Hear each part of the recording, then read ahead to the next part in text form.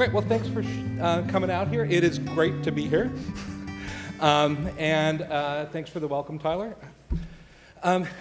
Today is about threats to national parks, and if I probably asked you what comes to mind when I say national parks, you probably think of places like this, like Yellowstone's Old Faithful, or maybe this, right?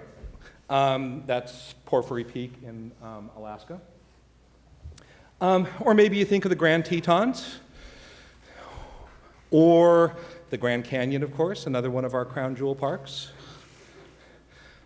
Maybe you think of Mount Rainier. I grew up inside of Mount Rainier, so I certainly think of Mount Rainier. And depending on what kind of places you've stomped around, maybe you think of places like Great Sand Dunes National Park, which is one of the unappreciated national parks in the United States. You probably think of wildlife. A lot of times you probably don't think of the wildlife that you have around here. So national parks have mice, like we have mice. They have beetles, right? Actually, the Great Sand Dunes has 2 beetle species found nowhere else in the world. So some parks have exciting beetles. But you probably think about this kind of stuff too. And if you've been to a national park, you probably had some kind of an emotional experience, right? Some sort of romantic connection to the landscape. And you probably evoke those sorts of things if you think about national parks. If I'm right, that's probably what you think about. I want to say today, one of the takeaway points is that's actually not the typical national park. Those are actually really atypical national parks. There are 417 national park units, and a much more typical one is, if you recognize that, that's Lincoln's home in Springfield. So that is our typical national park. More than half of our national parks are actually historic sites. And if you count historic sites and archaeology and the like, it's hard to know how to classify some things, but more than half, maybe 60%, 65%. So the typical stuff is actually like Lincoln. And what I want you to think about when you hear national parks, one of the things I want you to think about is 417 minus 59. 59 national parks and 417 of these things. So I'd like to talk about all those other ones today. So if I've identified that's right, somebody can correct me. That's a prairie larkspur at Tallgrass Prairie National Preserve in Kansas. So you probably do not think of Tallgrass Prairie when you think of national parks. And yet North America is home to a remarkable tallgrass prairie ecosystem, or was. It's gone. You probably don't think of Little Bighorn Battlefield, which, interestingly enough, is one of the few places in the plains and prairies that preserves a mixed grass prairie. So in order to preserve the battlefield, we preserve a habitat that doesn't get preserved elsewhere.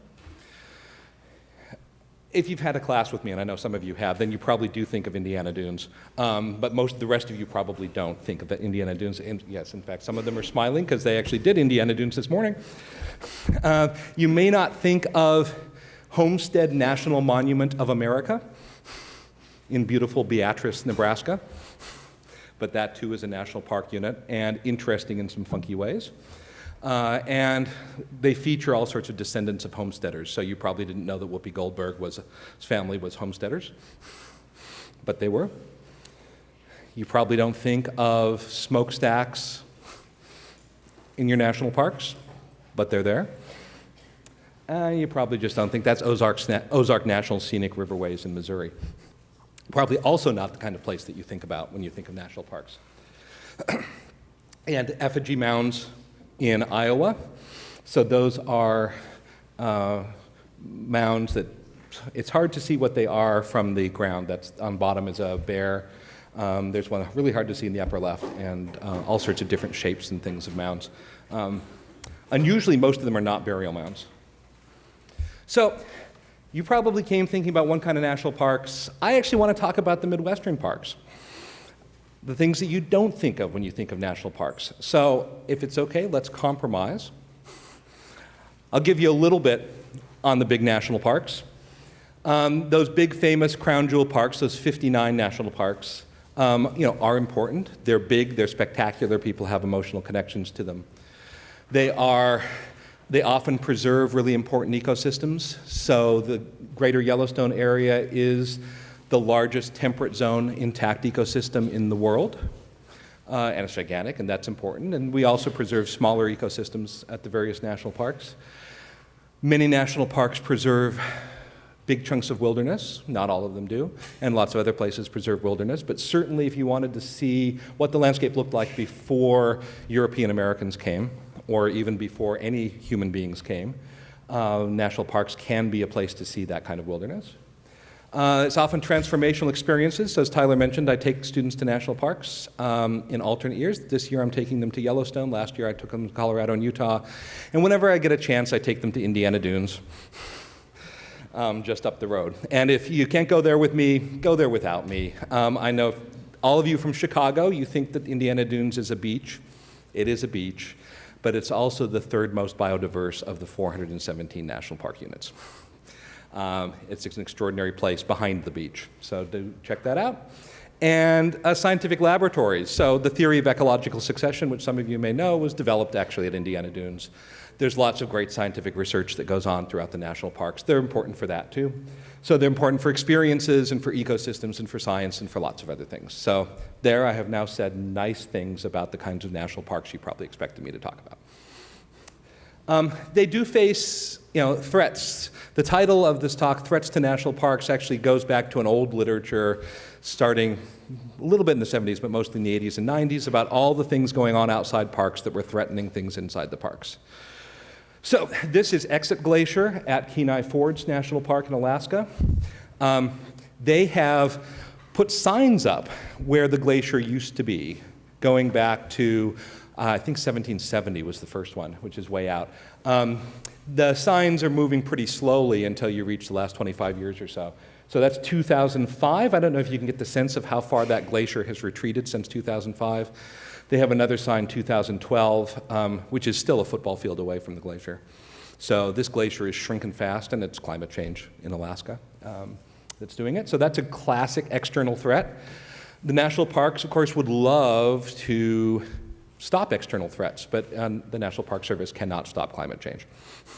All they can do is document this. A lot of national parks have broken ecosystems. So wolves are a canonical example. In most of the lower 48, in fact, almost all the lower 48, we eradicated wolves, ending in about the 1930s. There was a small wolf population left in northern Minnesota. That wolf population has now spread. We actually do have a pack of wolves in northern Illinois right now.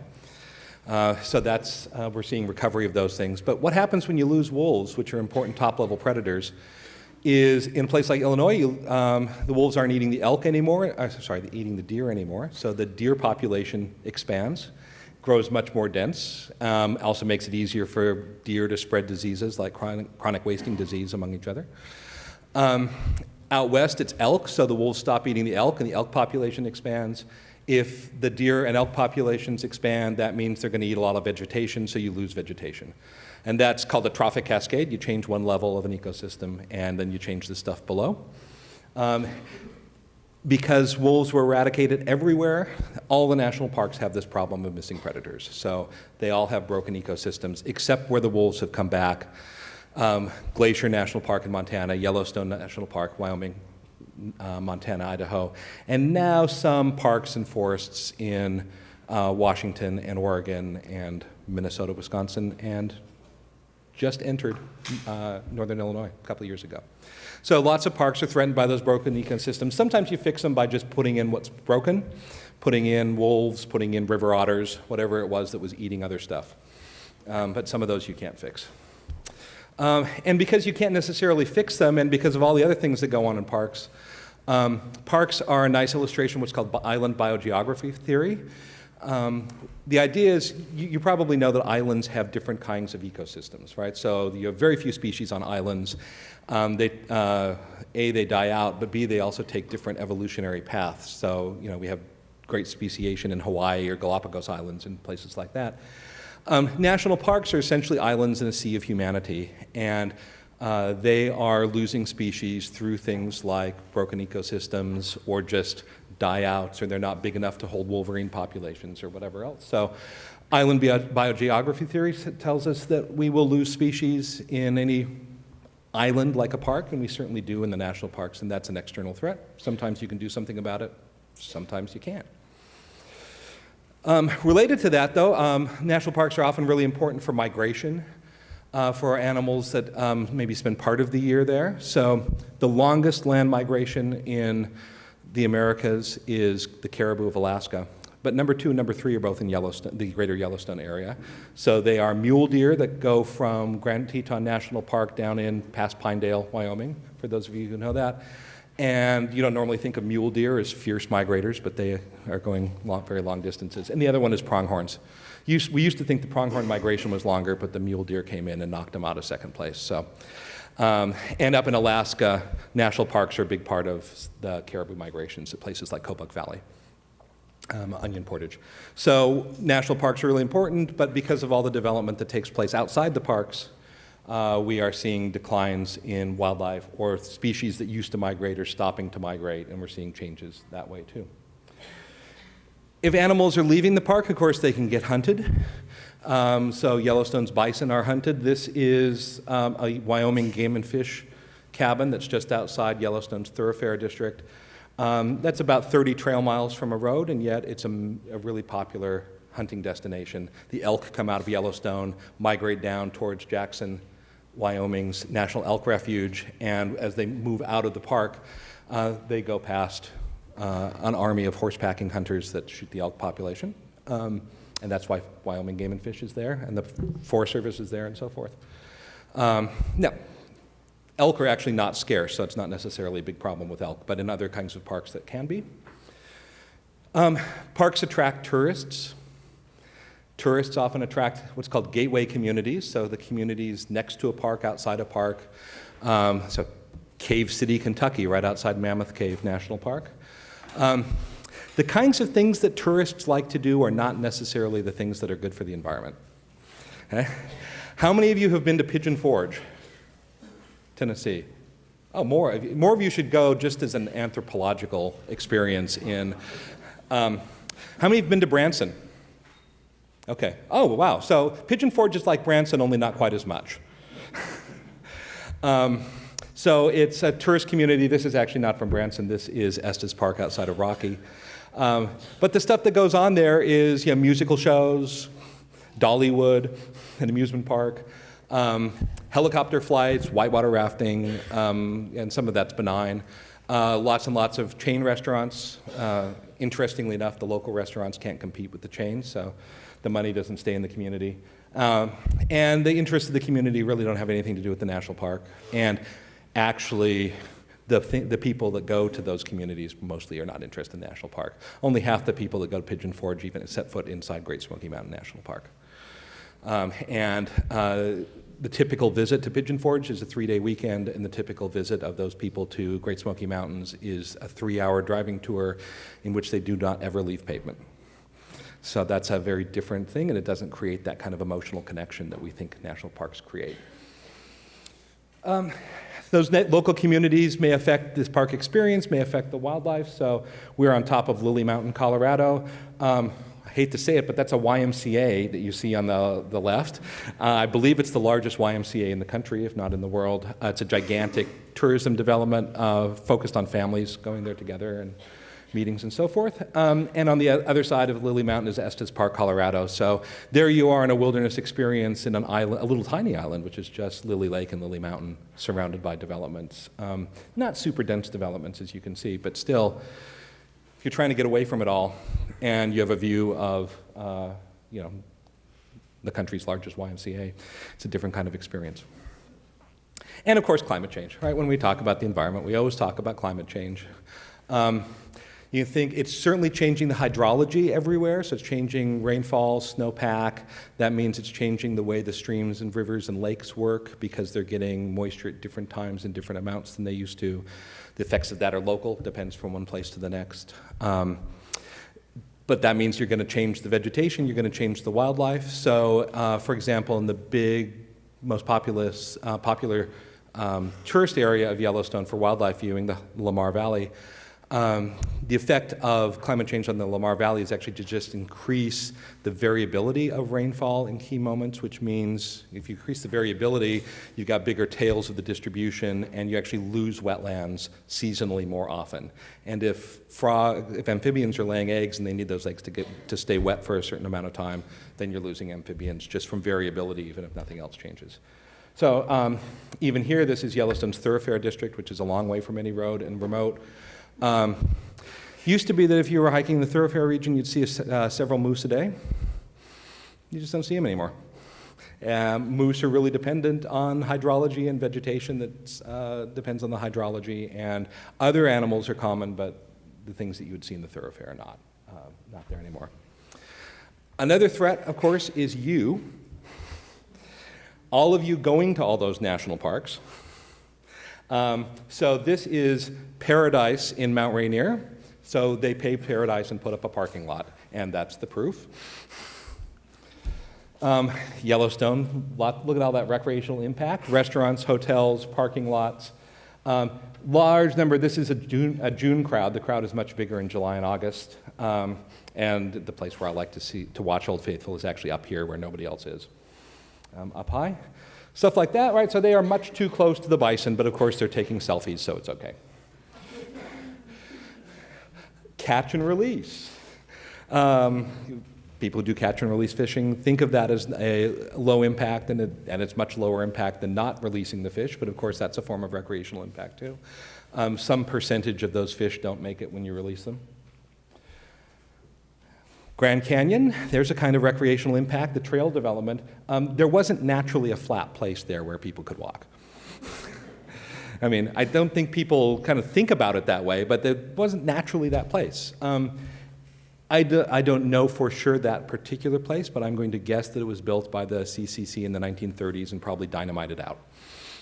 So dynamiting things in national parks is a form of impact. And so even here, thoroughfare I've mentioned a couple of times, that's my tent. You'd think that you wouldn't have a heck of a lot of impact back there because you're far away from anybody and everything. But if you were there, you'd actually see the vegetation is trampled. People have built a fire pit. There's a bear pole so you can hang your food up more than 12 feet off the ground so that the bears don't find it. There's, of course, there's a half-mile long spur trail through this willow that wouldn't be there if it weren't for that. When we were there, actually, the area was also full of bear footprints. So grizzly bear footprints. We met somebody on the trail a couple days previously who had been there, and she had had a bear rummaging around her campsite overnight. So I assume it was her bear. So attracting bears is a form of recreational impact too, and she and we didn't have any kind of problems because we followed the rules. So always follow the rules on bear safety, by the way. It's easy, if you do national parks, to be pessimistic and talk about impact all the time. I just want to say, kayaking doesn't leave impact the way trails do. Right? So I don't know if you can see them. There's a bunch of kayakers there. So there are kinds of recreation that are relatively low impact, as long as the kayakers stay in the water and don't throw their lunch out of the kayak and don't do other misbehaving things. But if they go to pictured rocks and kayak, they are not leaving trails in the water. Crowding. Arches was closed overnight last year. So if you were in the group of people that were at the entrance at the moment the park opened, and then you drove straight to Delicate Arch parking lot, as we did, and then you hiked immediately, this is how many people were there with you. I don't know what it was like later in the afternoon. I do know what it's like in seasons when the park isn't closed overnight, so you can actually be there earlier. But it's not a wilderness experience, obviously, right? Lots of friends. Some of my students, I think, are getting the selfies under the arch over there in this. And I do want to say there's also political threats. Two kinds. One would be internal political threats. The National Park Service is a government agency. Or it's an organization, if you don't want me to call it government, right? It's a group of people. They do things that groups of people do, which is they're not always nice. They have a really insular culture. It's outside the topic of this talk, but one effect of that insular culture is they have a real problem with sexual harassment, and they don't talk about it. And they protect offenders. And that's, of course, what happens in lots of organizations with insular cultures. They tend, more important for environmental issues, they suppress dissent. So most notoriously at Yosemite, Yosemite is a park that's always been really close to people who make money off tourists, to the development interests. And if you criticize that from inside the Park Service, that's a real great way to stop working at Yosemite National Park. Those folks get reassigned and fired. Other parks have different kinds of cultures. Concessioners and corruption. So the brother of the last National Park Service director was a ranger at Mount Rainier, had a nice house near the park, and one of the big mountaineering outfits bought that house for about 4 times what it was worth. That's a great way to launder money. Right? Poker is also a great way to launder money. That's the Chicago way.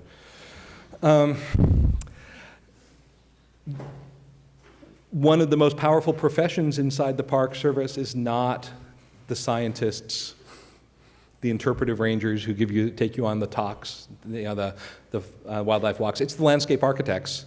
So what do landscape architects do? They modify landscapes. They build stuff. They build roads. They build entrances. They landscape. They put in gardens. They put in visitor centers. They do a great job. They are the world's largest employer of landscape architects. But that means that you have a huge constituency for development for more and more and more in the National Park Service. And that then tends to threaten the environmental interests of the park. There's also an external political landscape, of course. So the folks outside the park, the concessioners who can make a buck from it. The states, so out west, states like to say that the national parks should actually be owned by the states, or the national forests or the national wildlife refuges should be owned by the states. And there have been a few national parks transferred to states. So Mackinac Island in Michigan actually was a national park. It was the second national park, depending on how you count. That involves ignoring hot springs in Yosemite, but it's now a state park, and a very lovely state park it is. States are interested in economic development, and so they join the concessioners in lobbying for development inside the parks, and that's really true in California, and that's true in a lot of other western places. We have regular waves of sagebrush rebellion, which is mostly Westerners complaining about the way that federal agencies use the lands under federal agency control.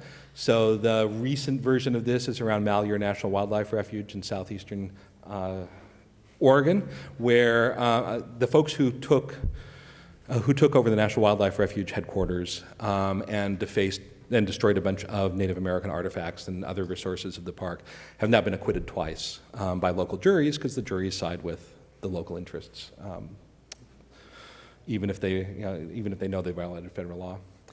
Congress is always pro-development, right? Congress talks jobs. There's no jobs in having an empty wilderness that nobody goes to. Right? I mean, okay, there's a mountaineering guide. Mountaineering guides live on tofu. You know, they don't need much. And of course, changing administrations. One of the big challenges for preserving things is if you're a preservationist, you have to win every time. If you're pro-development, you only have to win once. You develop, and then the preservationists is lost for good. So just having administrations swing back and forth, and of course they swing back and forth, means you lose stuff. So what should we do? Well, I've been talking about the crown jewels, the big famous national parks. And the crown jewel answer is, we've got a great big park, and it's got fences around it, except for Yellowstone. And we're going to worry about what's inside the park, and we're not going to worry about what's outside the park. And that's why there was this literature on threats, external threats to national parks. Park Service now talks more to people outside the park than they used to, but they're still really bad at playing with each other, playing with others, right? So if you think of the National Park Service as a kindergartner, that's what would be on their report card, does not play well with others. So they worry about what's inside, and they don't think about what's on the outside. And sometimes they say, what can we do? We can't do anything about climate change. We can't do anything about what goes on in a river upstream from our park. We can't do anything about private property in Pigeon Forge that is right next door to the park. We can't do anything about all that stuff. That, again, classically is the big park view. I'm going to say the Midwest has things to teach them, and that's the biggest takeaway here. The Midwestern parks are small, and their lesson is we get by with a little help from our friends. Right? They have to. They're small. You can't keep things out. They don't have any illusion of a big untrammeled wilderness. Okay? And yet there are places that are pretty wild in the Midwestern parks. So the place that I have been solo for the longest time in my life, and I've been solo quite a bit, is 72 hours in Ozark National Scenic Riverways in Missouri. Because people go on rafting trips in Ozark, or they hunt in the hunting season, but if you're outside rafting and hunting, nobody's there. So really cool resources that nobody thinks about. But the national parks are also just part of a mosaic. So Ozark National Scenic Riverways is long and skinny, shaped like a Y along two rivers. So it's in a landscape of Mark Twain National Forest, of a whole bunch of tourist communities, of logging communities, swine farming. I don't know why they have a lot of swine around, but there's a lot of swine. Right? It's a landscape, it's development. And so thinking about the environment there means thinking about that.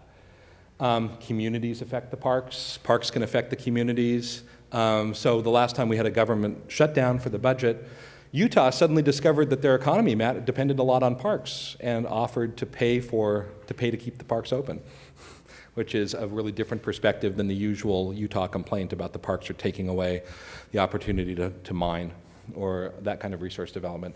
And the biggest thing that the Midwestern National Parks teach us is collaboration, collaboration, collaboration. Talk to your neighbors, work with your neighbors, listen to your neighbors, think about what they worry about. Okay? And so some of that national parks history matters. You're not just part of a complicated landscape with parks and people, but you're also in a place with history. So these photos are from Grand Portage National Monument on the north shore of Minnesota, very close to the Ontario border. Grand Portage is surrounded by the Grand Portage Chippewa tribe of Ojibwe or Anishinaabe Indians. So they are very closely connected to the Indian reservation around them, and of course that Indian reservation has a history, and that history is actually very closely tied to the Grand Portage. That's a tribe that was trading long distances in the Great Lakes area before the Europeans got there, and then cut deals with the Europeans and made even more money with the Europeans there. So they have been working and collaborating for a long time, and their history is central to managing Grand Portage. Little Bighorn, a big patch of preserved mixed grass prairie on the Crow Indian Reservation. And there's a history behind Little Bighorn, as you may know, at the battle in 1876. And so working with the Crow tribe is essential for success there. Park Service has not been very good there, but that's barely Midwest, right? That's where the plains die out. My favorite example is Indiana Dunes. Okay. So it's a microcosm of the world. There's a history there. There's a Potawatomi history. There's a European-American history. There's fur trading. Right? There's an industrial history. It's a complicated historical landscape. It's a complicated political landscape. It's the third most biodiverse park unit out of 417. So the biodiversity is amazing, but it's sitting right next to a community. You can see some nice homes in Dune Acres. It's sitting next to a bunch of steel mills, power plants, railroads, highways, commercial development, retail development, all sorts of different things. And interestingly, climate change starts there. So usually, a big national park is saying, oh, climate change affects Yellowstone. We can't do anything about it. All that, the carbon's coming from far away. Well, Indiana Dunes, the carbon is coming from their next door neighbor. All right, heavy industry and steel plants, coking, power plants, some of them are coal, some of them are natural gas. They're historically coal, and they're mostly moving over to natural gas. So the carbon is coming from your neighbor. You can very well do something about it, but you got to talk to them. Right? So when you think national parks, I want you to think Indiana Dunes. That's where the rubber hits the road. How can a national lakeshore convince a steel firm to go green? Okay. And in the scheme of things, they are going green, so that is going on. And for those of you from Chicago, the Field Museum actually has an Indiana Dunes climate change initiative working with the Park Service and with the industry in the area. I don't quite have time to go through this, but there's lots of climate change in Indiana Dunes, right? So it is having changes. The predicted changes are actually pretty big Celsius, both in the summer and the winter. Those of you who think about climate change know you have to think about the highs and the lows at different times of the year. Much less rain. It's an area with lots of wetlands, so it's an area where losing precipitation at certain times of the year are going to affect your wetlands in a big way. And we've already lost a species, the Carner blue butterfly. It has 2 broods every year, so they lay eggs twice a year. And in 2012, both of those broods got destroyed. So usually having 2 broods is an adaptation strategy, but as the world is becoming more changeable, both broods got wiped out so that we no longer have Carner blue butterflies in the Indiana Dunes. Still found in some other places. So you have to think about connectivity, who your neighbors are, how you keep things moving back and forth. If you need animals or plants to be able to move back and forth, you see the more precarious are yellows, so you see where the threats to connectivity are at Indiana Dunes. Indiana Dunes is not alone. Think about tallgrass prairie in Kansas. And you probably don't think about tallgrass prairie in Kansas, but you should. It's not too far from Kansas City, actually. So it's mostly owned by the Nature Conservancy. It uses, in order to maintain the tallgrass prairie ecosystem, some of it uses bison and some of it uses cattle. So cattle is a substitute for bison. Cattle are an imperfect substitute for bison in various ways. But in ranching parts of Kansas, having cattle on the landscape is much more politically attractive than just having bison on the landscape. And so talking to people and working people is a big part of being a tallgrass prairie preserve in a wilderness. There's all sorts of different strategies we can think of from the Midwestern standpoint, right? We can restore species. We may end up restoring Carner blue butterflies to Indiana Dunes. We can try to make communities more resistant to climate change or other kinds of environmental change. The dominant approach is actually to think about resilience. How can we help communities or species be more resilient to change? All right, so metaphorically, that's like, how can we get the Carner blue butterflies to have 3 broods a year? And we can't, but ecosystems can do things like that. Or should we just give up and say, hey, life's changing, we need to facilitate and help them make that change? That's doing things like taking Joshua trees from where they are now and moving them a few hundred miles north to where they're going to end up living. Midwest is actually a great place to do that. It's really diverse. The north is from effigy mounds in the upper Mississippi. Upper Mississippi National Wildlife Refuge was once proposed as a national park. It's actually hundreds of river miles from Illinois to Minneapolis. It's a remarkable, diverse place, lots of different public land units. And the photo down below is beautiful Gary, Indiana. When you think of Gary, you think of that, right? There is actually $1 million house in that photo. And there are expensive new condos because they've got environmental amenities. They also have some neighborhoods you might not want to live in. Again, Indiana Dunes, remarkably diverse. And when you think about how you manage these Midwestern parks, sometimes we make surprising choices. So this is Homestead National Monument of America. It memorializes the John Freeman, get it? Homestead of 1862. And when it was created in the 1930s, Secretary of the Interior, Harold Ickes, decided that it wasn't going to preserve John Freeman's homestead. It was going to preserve tallgrass prairie, which is really funky because, of course, that's what John Freeman wanted to plow under, right? But this was also the first unit in the national park system to use managed fire as a way to manage prairies and restore prairie ecosystems. Fire is, of course, a natural part of the prairie. So natural is complicated, and the Midwest tells us natural is complicated. I say this here because horses evolved in North America, were extirpated. The Spaniards brought them back, they got loose, and now they're managed as a native species in the South Unit of Theodore Roosevelt National Park. Are they natural? Yeah, you tell me. In the North Unit, longhorn cattle are managed as a native species because when Theodore Roosevelt ranched up north, the landscape, the historic landscape, was longhorn cattle. Are they native? Are they part of the heritage? Yeah, you tell me, right? In all these cases, keeping something natural can often involve human intervention. So this is a fire team burning prairie at Tallgrass Prairie. Can also be expensive and involve a lot of work. That's a restoration team at Indiana Dunes National Lakeshore. They are restoring something that used to be a hotel and a vacation destination. You got to talk to your stakeholders, the Crow Indian tribe at Little Bighorn.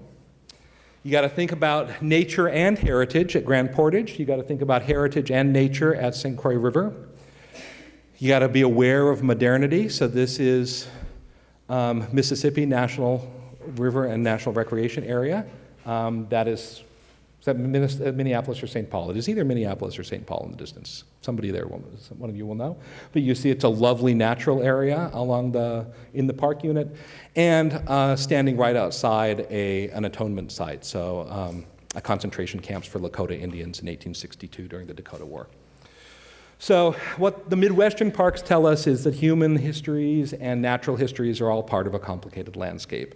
When you think national parks outside this room, I hope you say, boy, it's a complicated mosaic of history, human history and natural history on a complicated landscape.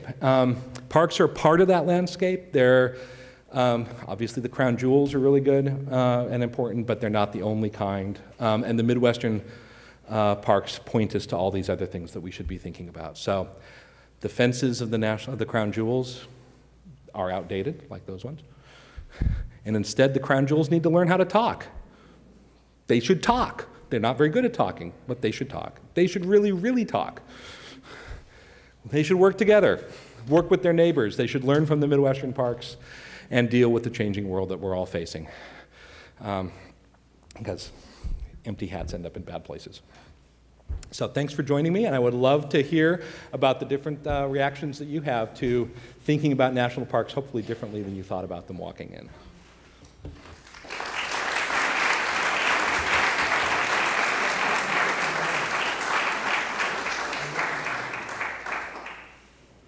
Yes? Could you go into more detail about, you sort of trailed off, you were talking about the problems. I assume that's because it's the most contested, but I wonder also about like national monuments. Are you including them? Because there's a Navajo national monument, and it preserves Anasazi settlements, and I think Chaco is actually officially a park. Yes, it is. But it's being threatened with fracking and drilling. Indeed. So, and in fact, American Indians are an important part of the national park landscape that for a long time was just ignored. There are 9 national park units on Navajo, including the 2 you mentioned. So that's an important part of the landscape. A lot of national parks border Indian reservations. And for reasons that make sense once you think about it, something became a national park because it couldn't be used for other purposes.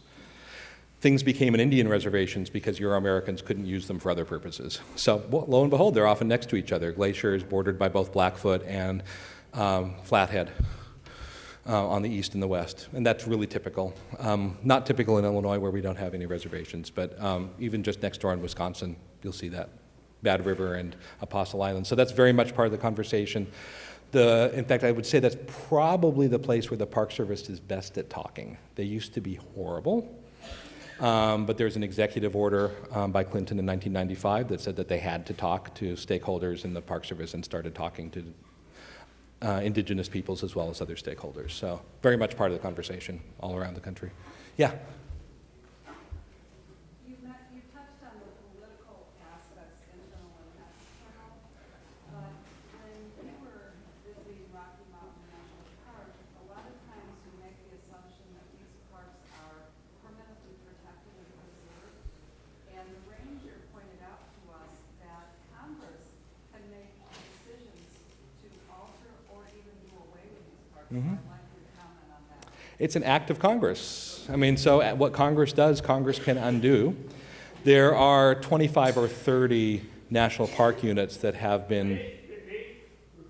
Oh, I'm sorry. Thanks for the reminder. So she asked about what happened, or can we get rid of a national park? And the short answer is yes. What Congress has done, Congress can undo. And there's been, again, 25 or 30 of these examples. So Mackinac Island, which is now a state park, is a benign example. A different one is Donald Trump owns a former national park, Mar-a-Lago. It was briefly a National Historic Site. And it was never open to visitors, but it did have visitations from park delegations that were planning on how to use it. Apparently, it's terrible to try to maintain, so it must cost him a lot of money to run. And they're in other kinds of places. So there's some that have become, Platt became a national wildlife refuge, for example. There's just other ones that have been undone. But you could repeal the Yellowstone Act of 1872 and turn Yellowstone over for private development. Right? Again, what Congress does, Congress can undo.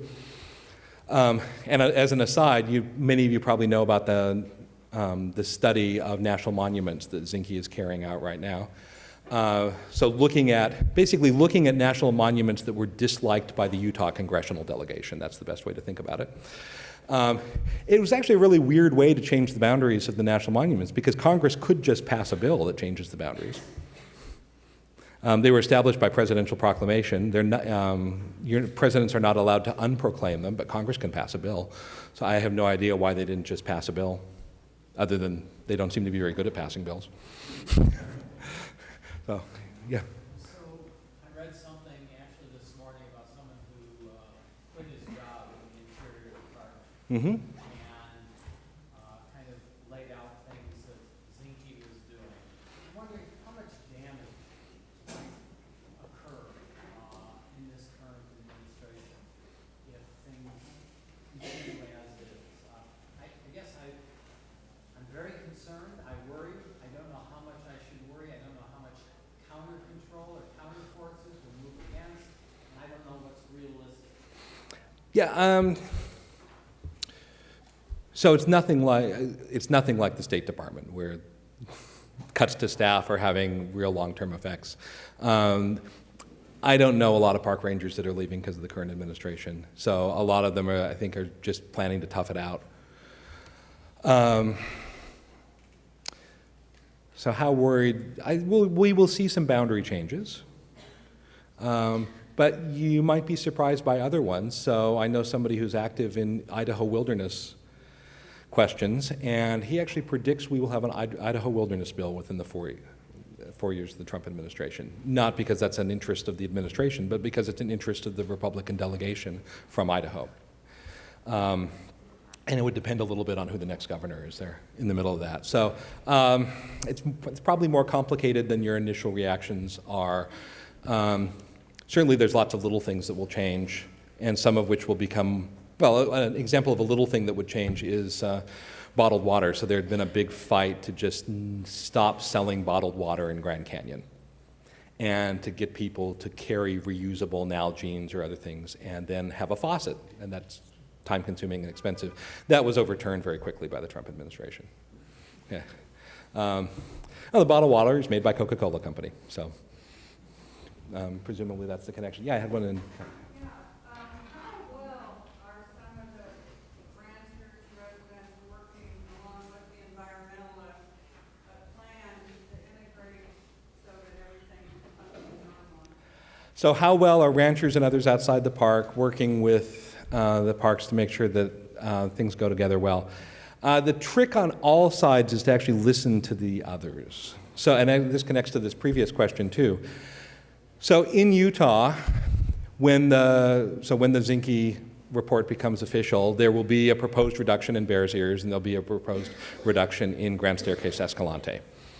And the action is actually going to be folks like ranchers who are going to trade off in their minds. You can ranch in most national monuments, so it's not the cattle, but trade off in their minds the economic development from potential mining. And there's not a lot of mining opportunities there, because if there were, they already would have been exploited, but the potential mining advantages versus the hunting and fishing. Ranchers like to hunt and fish.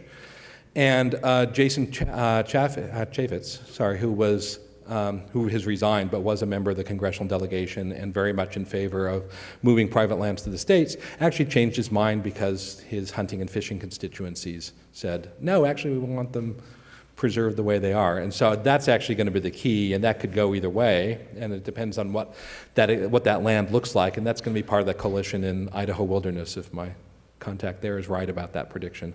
So it's going to be, what are the recreational uses that rural communities have, and how can federal lands serve them? And how can that coalition work to preserve the lands? Yeah. And collaboration. Have there been some examples in the recent past that have really impressed you in the United States? And I'm wondering, is there anything going on in the European Union that we can learn because it's good or not good because it's bad? Okay, so one, examples of collaboration, and two, what can we learn from the European Union say? Let me do the first one first. So there are successful forms of collaboration in different kinds of places. Sometimes, so Grand Portage, for example, Grand Portage has the town of Grand Portage, which is where the great fur trapping portage started, and Fort Charlotte on the Pigeon River, which is where it ended. And then the Park Service owns a little tiny river of the trail itself. That's only meaningful if the Grand Portage band of Chippewa Indians preserves, 100 yards off, or 100 feet or 100 yards off the trail in both directions, and they do. So it's a successful collaboration where the Park Service and the Indian Reservation work together. Mississippi National National River and National Recreational Area up around Minneapolis, St. Paul, that's pretty successful because it's a cooperation park. The Park Service mostly does not own anything. It owns some little tiny patches, but it mostly brings together the folks that own things, like Fort Snelling State Park, which is a really popular state park up there. So those sorts of collaborations happen all the time. Indiana Dunes works together with its neighbors. Again, Field Museum and Indiana Dunes working together with chambers of commerce and steel mills on climate change adaptation. They're in the middle of working groups and the like now. So those are all very successful. This is not how Europeans do it. The European Commission is actually really bad at playing with others too. They would get the same report card. They're much better at telling other people what to do, or trying to get other people to do. And European public lands are mostly not important, mostly very small. I mean, remarkably so. Again, Wrangell St. Elias National Park, our biggest national park, is bigger than Switzerland and has more mountains than Switzerland. All right, and has 25 year-round residents. Switzerland has more, I'm not sure how many. We're playing a different game, if our national parks are bigger than their countries. And Wrangell St. Elias is part of a network of 3 gigantic parks. I'm not sure what that adds up to. Probably not France, but probably things bigger than Switzerland, maybe Poland. It's big country, and we're playing a different game. Yeah. Talk a little bit more about the wolves in northern Illinois. Okay. Politics, the collaboration or lack of it. So, yeah, how many of you have read about the wolves in northern Illinois? Right? Yeah, my impression is not so many, and that's the reaction I'm getting even with the crowd that would be interested in this stuff. So that helps, right there. The wolves have been moving south from Minnesota for quite a while, and moved through Wisconsin. Illinois DNR was smart and anticipated it well in advance, so at least 5 or 6 years in advance, and maybe more, they were thinking about, what do we do when the wolves get here? And they expected the wolves to come in around Galena, and if you've been up there, it's sort of, you would think that it would be really good country, not so many roads, lots of forests and fields and things where they can find the deer that they want to eat. And weirdly, they're in Beloit. So they're in an urban landscape. I don't know why they chose to live in Beloit instead of Galena, but they did. So that's where they are. They've got an interstate. Wolves don't normally like interstates, but they've got an interstate. And there's a pack, and they have successfully denned and bred, which is the standard for saying that they're there. And DNR expected this and started talking with landowners early. They had a nice advantage. So out west, wolves are really difficult politically because ranchers turn cattle and sheep out and ignore them for the summer. Right? They're beef cattle. So if you've seen Brokeback Mountain, they just turn them out, you know, and maybe they have somebody paying attention to them, but more often not. So what do cows do in Wisconsin? They make cheese. They're dairy cattle. What do you do with dairy cattle? You milk them twice a day. That means you have human contact with the cattle twice a day, which means they're not traveling very far. They're always around people. Wolves don't like being around people. So you just don't get wolf-human conflicts in Minnesota and Michigan, Wisconsin, and now Illinois like you used to. And they are in dairy country. So it's a supportive agricultural environment where it's easier to try to solve problems because the wolves are not. The wolves could eat domestic dogs and cats, so don't put your cats out. So that is an area of human conflict, but the classic one, the ranching one, is not an issue. And wolves don't attack people in the Western Hemisphere. They do in the Eastern Hemisphere. It's part of their culture in the Eastern Hemisphere, but they don't do it in the West. It's true. Culture is behavior passed on non-genetically, right? Eastern Hemisphere culture is wolves eat people. Western Hemisphere is that you don't. So we don't have to worry about that. Knock on wood. So it's a politically relatively friendly landscape, and DNR got out in front and talked to people and tried to make sure that they knew that if they see wolves, that they could do things to reduce the risk of predation and so forth. Yeah, so we are just about 1 o'clock. You get to be the last question. I was amazed at how much power these concessionaires in national parks have. Yeah, For example, the Hawaii Hotel was a very famous hotel. indeed. In Yosemite, and when they lost the bid to continue their contract, they took the name with them. And the Park Service can't even use the name anymore. Yeah, no, the concessionaires are powerful, and it varies by park. In places like Yellowstone and Yosemite, they have argued about who owns the drapes. Right, so, and the law has actually changed from 65 to 95 when the key acts were passed. But so, you know, if you're a concessionaire, you want to modify, you want to keep the hotel updated. Well, when you put in new drapes, are they your drapes or the park's drapes? Yeah, and they're influential. The 1965 legislation was essentially written by the concessionaires through their lobbying group. The later legislation was a more conventional bill that took into account lots of different interests. But yeah, a lot of powerful concessionaires. And the concessionaires end up getting really high profit margins because they are monopolists. Now, they are regulated monopolists, but the Park Service is pretty generous with the prices they charge because in a lot of places they only have a 3 or 4 month season. So you have to charge enough to cover the cost of your capital for a full year, even though you're only selling for 3 or 4 months. So. Well, thanks for coming out, everybody. And next thing this weekend, go to a national park.